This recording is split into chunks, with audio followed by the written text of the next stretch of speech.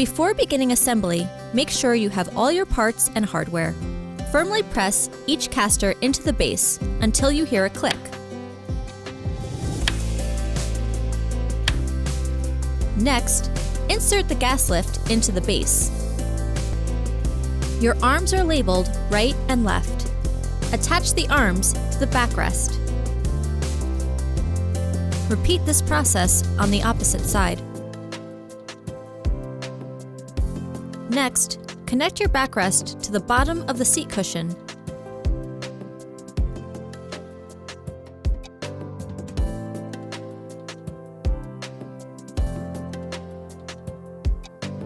The arrow on the mechanism should face towards the front of the chair.